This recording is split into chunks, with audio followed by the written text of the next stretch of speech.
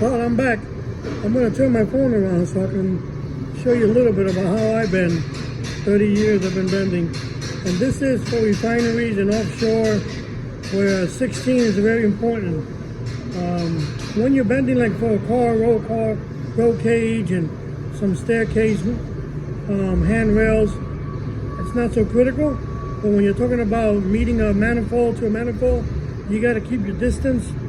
You got to be plus or minus a 16, maybe even less, even though it sounds almost impossible, but I've been able to do it. So I'm just going to show you a little bit of the way I do it, and maybe later on I'll do a complete tutorial how I completely do it.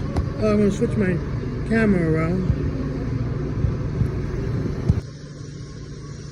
All right, these are one of the pieces that we're going to bend today.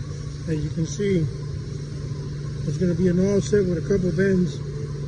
Usually when we get a piece, the first thing you want to look at is to see what is a true bend and what is bent by either somebody taking it out or getting hit by something.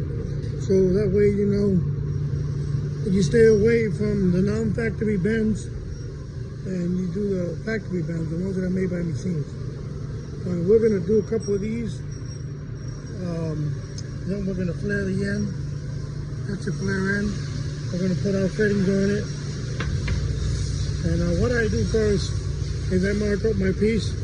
I find out what my center line is, my distance between bends. I write down what my rolls are, what my offsets are, and then I go and bend the piece. And I'll come out exactly to what I have here on the table. I don't have a camera right now that I can set so that I can do this and show you, so I'm going to do it. And then I'm going to come back and post it. And then later on in the future, I am going to do pieces completely so you guys can see how we bend here at American Hose and Hydraulics. It is a good thing to have when you're doing hydraulics, because a lot of times you can't use hose, you have to use the tubing. And so people are desperately looking for somebody to go out there and bend a piece of pipe. And we do it here. We do it completely. We do a nice job. We clean the pipe. We paint them if we have to. Whatever has to get done. Well, I'm back. Just want to show you how it turned out. That's the new tubing. That's the old one.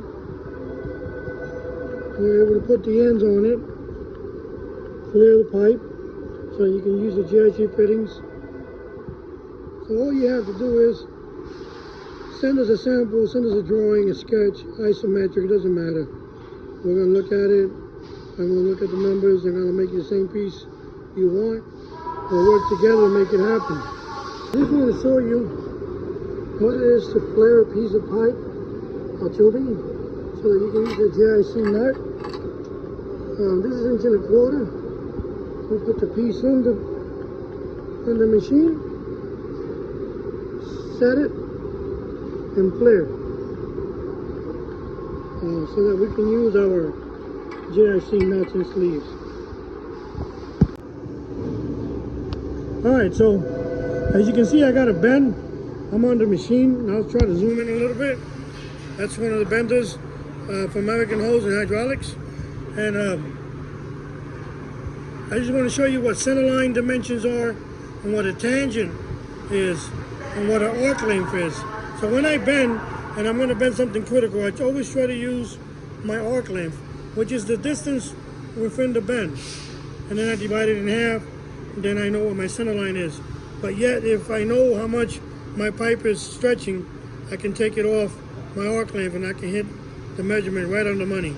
And my degree has to be perfect. So remember guys, when you bend, if it says 33 degrees, it's not 34, it's not 32, it's 33. So that's very important because you want your offset to be straight and you want it to be level. So you don't want to go out there and put a piece of pipe that you just missed a degree and a half and it looks so ugly on the board or on the piece of machine that you're going to put it on. So I'm going to continue bending this piece. I'll show you what the outcome is. But yeah, just little pointers on how I bend, what I do. If you have any questions, leave them in the comments, of course. Only because I've been doing it for 30 years doesn't mean that I know it all. It's just it's been working for me for 30 years, and I haven't had no trouble with it. So talk to you later. See you soon.